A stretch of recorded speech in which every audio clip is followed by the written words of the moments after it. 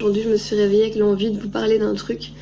Et ça fait quelques temps que je rumine à vous en parler parce que je suis partagée entre l'excitation et en même temps la retenue.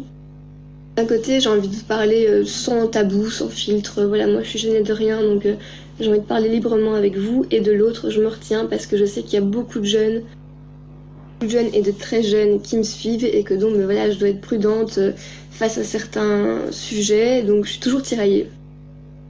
En même temps, vous savez que je suis un peu sans tabou, donc voilà, ce serait pas moi de pas parler de certaines choses ou d'arriver comme une fleur et de vous dire voilà, j'ai fait ça.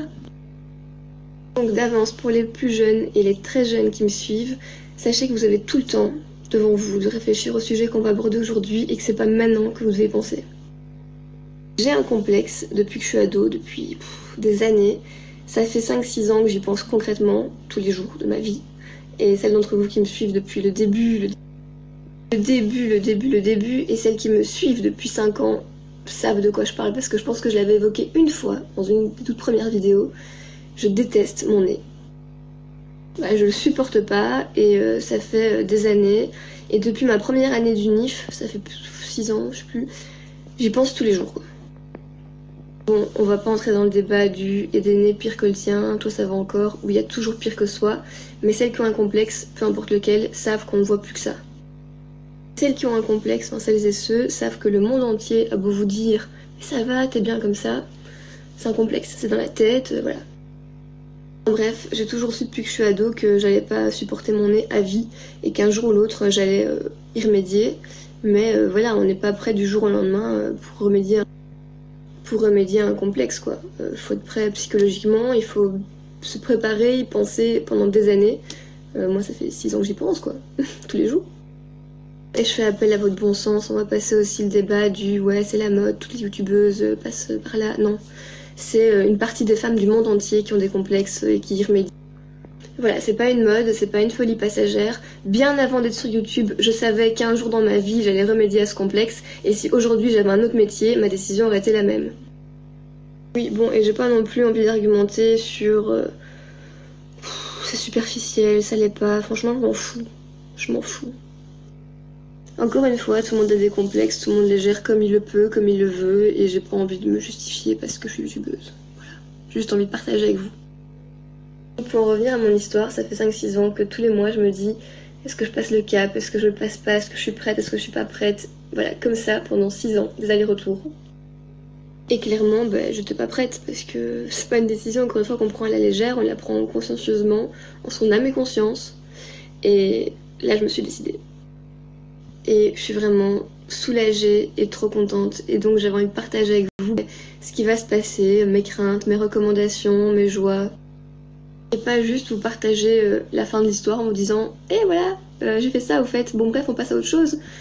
Non. Parce que vous devez sûrement être des dizaines ou des centaines à avoir passé le cap, ou peut-être à vous demander si vous passez le cap, et j'ai envie d'en parler avec vous, entre adultes, simplement. Bon, et entre parenthèses, j'espère vraiment ne pas regretter d'en parler si librement avec vous, et j'espère que personne ne tombera dans le jugement ou dans les clichés faciles. Bon, et pour vous expliquer un petit peu comment je me suis décidée, ça fait des années que j'ai réfléchi, et concrètement, ça fait 1 an que je me renseigne activement, en regardant des vidéos, en lisant des articles. Oui, et j'ai oublié aussi de préciser, ne venez pas me dire, oui, vous dites qu'on doit s'accepter comme on est, patati patata. Moi, je vous ai toujours dit, essayez de vous accepter, et si vraiment vous n'arrivez pas à vous accepter, eh bien remédiez au problème. J'ai toujours dit ça, d'ailleurs je pense qu'il y a une vidéo en 2012 ou 2013 où je disais ça dans un tag, ça n'a pas changé. Donc soit j'ai cherché activement des renseignements pendant 1 an, et depuis le mois de novembre, je me suis rendu compte que c'était plus possible de vivre avec le poids de mon complexe. Parce qu'avec mon métier, je suis confrontée à mon image tout le temps, donc même si je veux faire abstraction de ce qui ne me plaît pas, je n'arrive pas parce que je me vois dans tous les montages pendant des heures et des jours. Je suis confrontée à mon image H24 et je vois mon nez partout, sur mes photos, dans mes vidéos. Et j'en suis arrivée au point où quand je termine un montage, je pense plus qu'à ça pendant des heures et des jours après mes montages. Et quand je snap, je mets toujours un filtre parce que sans filtre, je supporte pas mon nez. Voilà, je vous le cache pas. Voilà, genre vous snappez comme ça, je le fais pas parce que je supporte pas mon image, je supporte pas mon nez quoi, je vois que lui. Genre sur Instagram, ça fait des semaines que je poste plus de selfies. Et voilà, ça devient un poids. Tous les matins, je me lève, je pense à mon nez, je m'endors, je pense à mon nez. C'est une obsession. Et c'est à ce moment-là que les 6 ans de réflexion, les 6 ans d'hésitation, ils se sont résumés. Et je me suis dit, ben voilà, t'arrives plus à vivre sans y penser, donc faut trouver une solution. Donc j'en ai parlé, non pas à Enzo, parce qu'Enzo, je lui en parle depuis 6 ans. Ça va faire 6 ans qu'on est ensemble au mois de mars, donc en fait non, ça fait 7 ans que je pense à ça, parce que j'y pensais avant qu'on soit ensemble.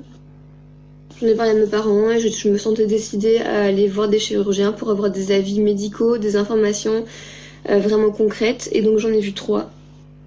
Le premier, c'était pas un chirurgien, c'était un médecin esthétique, donc c'est pas lui qui opère les nez, et lui m'a dit, il est bien votre nez. Mec, dis pas ça à quelqu'un qui a un complexe. Si vous avez un complexe, vous devez savoir, vous devez vous reconnaître là-dedans, parce que quelqu'un vous dise, mais ça va, c'est plus énervant, parce que tu cherches pas ce qu'on te dit, ça va, tu cherches une solution.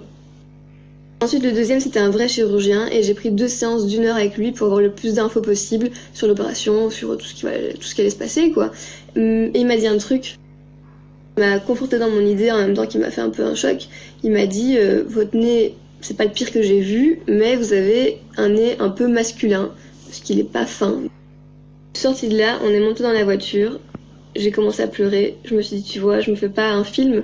Même le chirurgien, face à un nez, médicalement, il peut me dire que j'ai un nez masculin. Mais j'avais pas un bon feeling avec lui, je me sentais pas à l'aise pour autant, donc j'étais pas encore certaine. Et j'ai pas repris un 3e rendez-vous, j'ai été voir quelqu'un d'autre. Donc on est allé voir le 3e et le dernier il y a 1 semaine, et directement je me suis sentie plus à l'aise, un feeling, je me suis dit ouais, je me sens bien avec lui. Il m'a dit la même chose, que c'était pas catastrophique, mais que oui, vu que j'avais un visage fin, mon nez dénotait un peu et qu'on pouvait l'améliorer légèrement en le rendant un peu plus discret. Et son discours me convenait tout à fait parce que je veux surtout pas un changement radical, je veux dégrossir légèrement la pointe de mon nez. Donc bon bref, je pense que j'ai trouvé la bonne personne et je vais continuer à aller le voir. Et ça me tenait à cœur de juste vous informer de tout ça parce que pour moi c'est un grand changement dans ma vie. C'est l'aboutissement de tellement d'années de réflexion, c'est l'aboutissement d'un mal-être que je suis contente d'enfin régler, ça me soulage tellement. Et je continuerai à vous tenir au courant et si vous êtes passé par là et que vous avez des conseils, je suis preneuse. Et pour les plus jeunes, je le répète et je le souligne 3 fois, ça fait 7 ans que j'y pense et que je réfléchis. J'ai pas pris cette décision en étant ado, je la prends maintenant à 25 ans en me sentant assez mature pour la prendre, en l'ayant prise en mon âme et conscience, en ayant fait le tour dans ma tête pendant des années. Sans être influencée par les réseaux sociaux, que sais-je, juste en étant moi, la même qui a 7 ans quand j'ai commencé à me sentir mal.